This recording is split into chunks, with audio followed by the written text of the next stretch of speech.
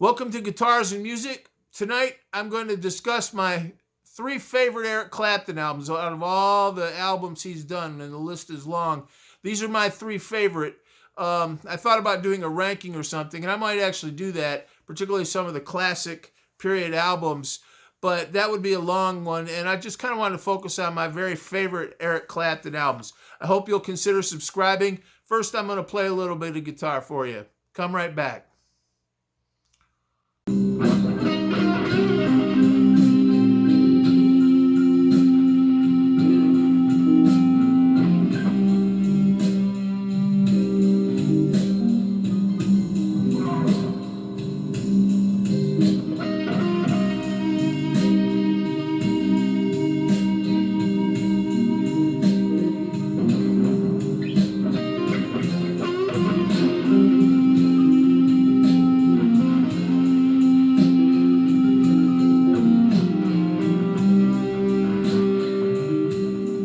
Okay, these are my three favorite Eric Clapton albums.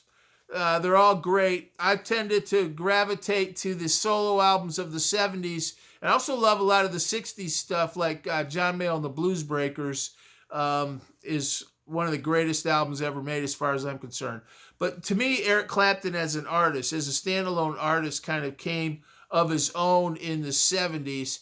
And he did a string of great albums. Every one of them is just fantastic as far as I'm concerned. And I know he's done great albums right along. A lot of people say his best guitar playing was in the 90s. What would he have been in his 40s and 50s, in the 90s maybe? And I don't know. You tell me, what's the perfect age for a guitar player? That's a different question for every profession. What's the perfect age for a baseball player? 28. What's the perfect age for a chess player? That's a good one. What's the perfect age for a comedian? Do you lose your humor when you get older? I don't know. There's like a perfect age for everything, right? I think he was at the perfect age in a lot of these, in a lot of ways. Some people would say he played better guitar in the 90s, but these albums were really good. And of course, he was in the 70s. He was coming off that hiatus period where he just sat around with Alice Ormsby Gore. I actually think he played more than some people say, but I don't think it was kind of a laid back playing, kind of sitting around the house type playing. We're not really pushing yourself for excellence with all the energy, almost that kind of athletic drive that you get when you play live and do a tour, or you're in the studio where you push 110%. So he hadn't really been playing any really other than the Rainbow concert for 3 years. And he came out in the 70s and he did some really good albums. And my favorite albums are from that period. I don't know if you want to call it a ranking. I guess we will. It's not a ranking in the sense I'm not going to do all his records or even all his 70s records. But I'm going to mention my three favorite ones and rank them in that sense. Coming in at number 3 is 461 Ocean Boulevard. There he is in front of the house. That's my album. That's my vinyl album. I've had it for really since I was in high school.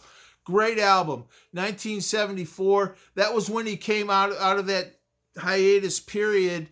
Some people say he was kind of rusty, but in a way that kind of, I don't know if he was rusty, but he was more settled down, and he didn't even try to do, like those big Cream solos. Thank God, in a way, really.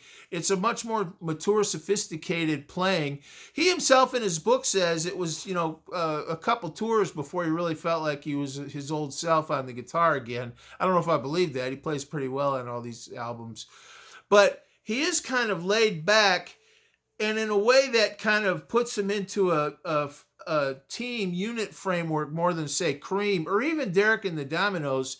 And it's a really cohesive album. I think in some ways this is what he was shooting for with Derek and the Dominoes, and then Dwayne showed up and it turned into a big party and jam, which turned into a great album, obviously one of the greatest albums ever. But this is kind of a pretty disciplined professional album. I think when it came out, some people missed the big long solos and all the psychedelic stuff.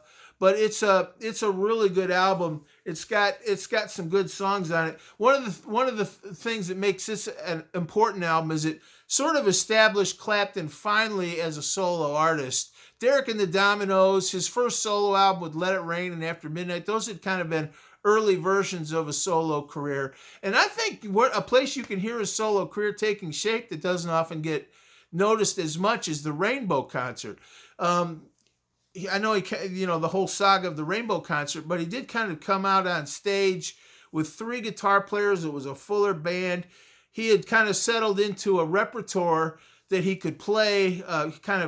When a solo artist, you've got all these songs you've done, and then you can kind of cherry pick a set list, and you start to develop a repertoire that has artistry, and there are your signature songs. And I think the Rainbow Concert shows that. The Derek and the Dominoes tour did too, really, but he was kind of that was all evolving. But now he really had kind of come of age, and he got hooked up coming out of that kind of early retirement, if you will. He got hooked up with some guys from Tulsa that actually Carl Rattle from Derek and the Dominoes kind of stayed around and introduced him to Jamie Oldacre, Dick Sims, Yvonne Elliman, who's fresh off of Jesus Christ Superstar. By the way, watch my Mary Magdalene best screenplays of Mary Magdalene video. I've got Yvonne Elliman in there with my song Mary Magdalene I wrote several years ago. She's the best. I didn't rank them because it didn't seem proper, but she's the best of all those women, those beautiful and great women that played Mary Magdalene. But Yvonne Elliman was on this album, and a young guy named George Terry, a Miami session guitar player, ended up being in his band and playing with him for years. And I think George Terry actually played quite a few leads on this album and even on some of the subsequent albums. I know people in concert used to say, hey, George Terry's playing all the leads. And by the way, he wasn't playing all the leads, but it was kind of trading off. And George Terry did a fair amount of the leads. And so Eric Clapton was kind of finding his voice. He had to sing. And something else that this album shows, which you can hear on the other ones, but I think this really cements for everybody what a good rhythm guitar player Eric Clapton is. And have you ever heard guitar players that they can just 90 miles an hour, and you feel like if someone said, hey, play Happy Birthday or, I don't know, Kumbaya, they wouldn't know what to do, or they wouldn't do it that well. Eric Clapton's a great rhythm guitar player, and he kind of studied rhythm, and this has a lot of great rhythm guitar playing on it, which is not in any way inferior to lead guitar. So there are just some really good songs on it, and they finally did kind of settle down in the studio. It's got a nice professional sheen to it, but it's still rough. It's still a rock and roll album, a blues album. I mean, it's not trying to be like Steely Dan or something, but it does have a kind of sheen on it, a kind of polish that kind of pushed it into, it made it very FM rock friendly. FM rock, the FM was kind of new at that time, and things sounded so good through those speakers, and you really had to have a good sound. Everything had to be in tune and mixed well, and the sonic quality of music was getting so much better. And this is a really good sounding album. Everything's played really well. It's clean. It's tasteful all the time. And everybody knows, I guess the main song on here was kind of what he said was kind of a throwaway. I Shot the Sheriff, or sort of a tribute to Bob Marley that his friend George Terry suggested. Like a lot of these songs that you hear about, it ended up being the biggest hit on the record, and he actually didn't want to include it. One thing I will say about that, I remember saying I didn't like the song that much either, and a lot of my friends didn't. If you go see him in concert, he plays it great now, and he plays a lot of leads, and I think it's a very kind of pared down version on the album, but I think it did show that Eric Clapton had some hits in him, and that never hurts, and it wasn't a compromise. It wasn't like he went disco or, started singing Perry Como songs either. So it's still a rock and roll album. My favorite song on this album is Motherless Children. What a great song. Give Me Strength, a sort of spiritual song. I always think it's the prayer of a bad boy. Give me strength. I screwed up again, give me strength, Lord. That's a good prayer. I think so many of us need to say that Willie and the Hand Jive. Another good one on here is Steady Rollin' Man, that old Robert Johnson song. And Mainline Florida, I don't want to just go through it. Mainline Florida is a great song. Great song. So this whole album was good. It was followed up with a tour, and Eric Clapton was back, you know. After this album came out and then a few shows of that tour, people almost just forgot about that 3-year period where he was gone, and he's been a fixture on the music scene ever since. So in some ways, it's his most important album. I don't know if it's his best album, but in some ways, this is definitely one of his best albums musically, period, and in some ways, one of his most important ones. Coming in at number 2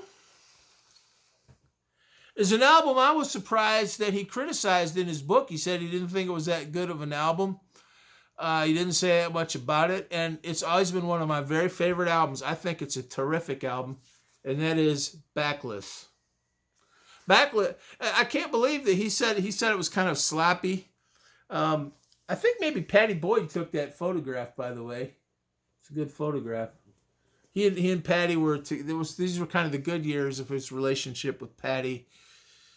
And you know something? I guess we're allowed to say this. He had fun, you know. There were a few wrecked hotel rooms, you know, climbing out on balconies in your underwear, some shenanigans like that in this period. But he dropped down some good albums. But Backless is a fantastic album. It was the follow-up to Slow Hand. And I thought about putting Slow Hand on this list, but I actually like these albums better than Slow Hand, as good as Slow Hand is. But this is just this was the follow-up to Slow Hand. I think he's got a soccer. But what's kind of cool about this is he done some stuff with Dylan. He actually did some of the sessions for Dylan's album Desire, which is a good album. It's got that Here Comes the Story of Hurricane on it, Sarah. And he didn't end up being on the album, but he was, and so he was kind of seeing Dylan a little bit here and there. And he's got a couple really good Dylan songs on here, Walk Out in the Rain and If I Don't Be There by Morning. Those are just killer Diller songs. You know, they've got that good, it's a little bit country. It's got that laid back rock and roll. It's rock and roll. It's party music. It's not downbeat. It's upbeat, but it's upbeat and laid back at the same time. And it's just got that kind of a little bit of that country rock edge to it. Of course, Tulsa Time's on here, which is one of the most famous songs on the album. It's got Promises. Tell Me That You Love Me. That's such a good song. Tell Me That You Love Me. I don't know. You need to listen to these. I'm not going to play any of them. Tell Me That You Love Me is a terrific song. But my favorite Eric Clapton song, maybe period, is on this album, and it's Watch Out for Lucy. And that's a song he wrote. It's kind of got that old English pub feel. It sounds like you're sitting in an English pub with a bunch of guys just singing away, Watch Out for Lucy, kind of one of these women that you shouldn't hang around with, but you do, and you regret it in the end. You know, watch out for Lucy, though she may look frail. Said, excuse me, Lucy, darling, don't you use me. I don't want to land in jail, you know. And the only thing wrong with Watch Out for Lucy is he just starts, it's in the key of G, and he just starts out one of those tasty G major rock and roll riff kind of solos, and it fades out right away. That's the only thing wrong with that killer song. It's got a great beat, great little chord progression. But then right when he should have played, at least a good 40-second solo, if not more. And he just does a couple little licks, but you could just tell it was going to just go so well. And I don't think he plays Watch Out for Lucy too much in concert. By the way, I wanted to say I picked up this. Maybe some of you out there can tell me. I picked up this several years back. I just came across it, and I don't even know what it is. It's like some kind of a promotional version of Backless. It's not really in a full cover. So I don't know. Needless to say, I bought it. I think it was at a garage sale or a flea market or something. And I don't even know if I paid $1 for it, but it's kind of cool. Well, my favorite Eric Clapton album, I think.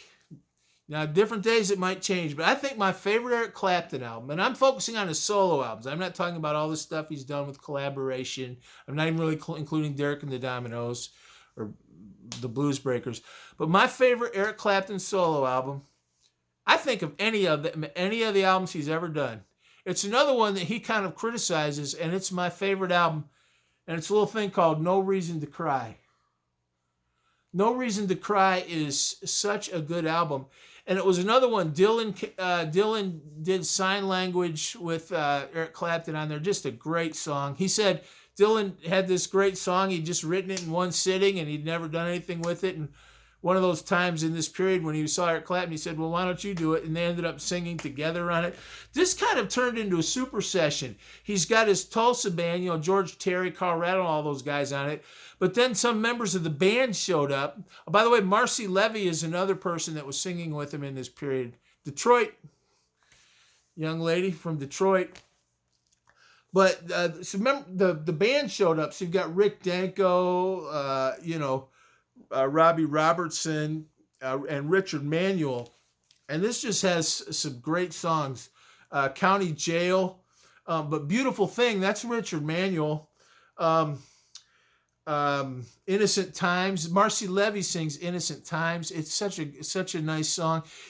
These have really settled down in the songs. And I love Hello Old Friend and Double Trouble. By the way, that's a song on here, and that little blurb I've been kind of mixing in. That's Otis Rush, Double Trouble, and Clapton does just a killer job. It's about as slow a blues as you can do, and it's just great.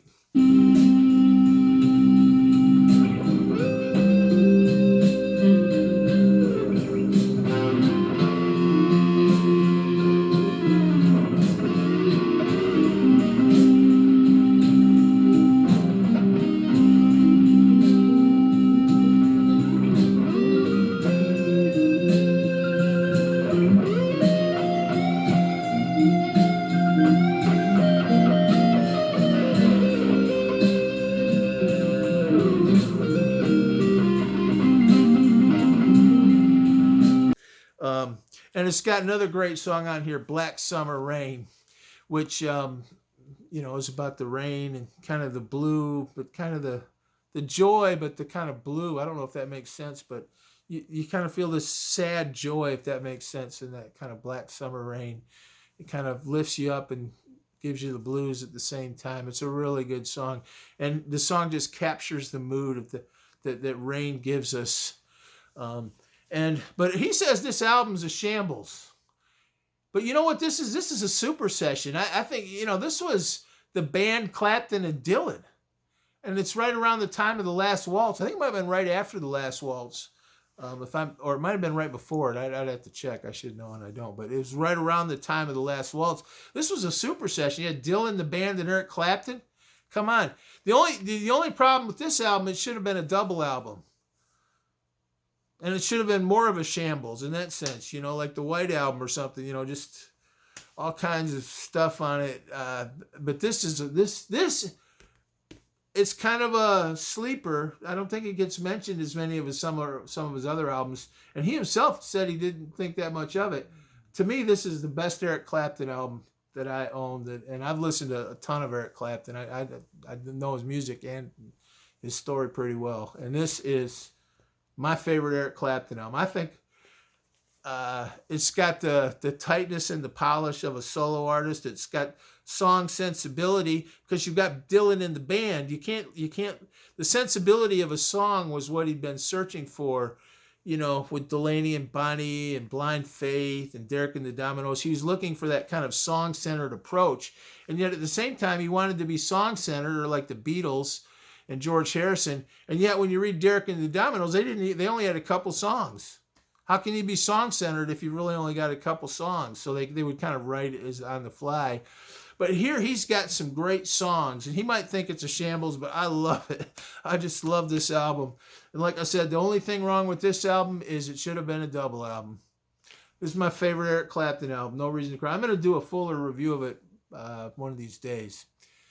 So I hope you'll consider subscribing. I just wanted to talk about these three awesome Eric Clapton albums. If you haven't heard them, I hope you get a chance. They're right out of the sweet spot of his period. I know he often laments, he quit some other things that he was doing in that 3-year period, and then he sort of started drinking all the time. And I know but if you read his book, he he kind of makes the obligatory, that was wrong, and I'm so glad I don't do that anymore. But they were having a hell of a good time. Don't kid yourself. And it shows on these albums. I'm just going to put that out there. Take it how you want. They're having a hell of a good time. And there's never better music than a butt-kicking guitarist, relaxed off his ass, not giving a shit, and just playing his fanny off with other good players that know what they're doing. And that's what these albums have. It's just ass-kicking guitar players and a band. They're relaxed. They're not taking it too seriously, and yet they're mature and seasoned enough. They're in their 30s. They just play some great stuff on here, and it's relaxed playing. And that relaxed quality, some don't call sloppy, but I would never call it sloppy. It's too good to be sloppy, but it is relaxed. And I think it's the 70s. That was a pretty good decade. And great album. I highly recommend any of those albums. This is one that I don't think gets listened to as much, and it's just a superb album. Thank you. God bless you. Please consider subscribing. Good night.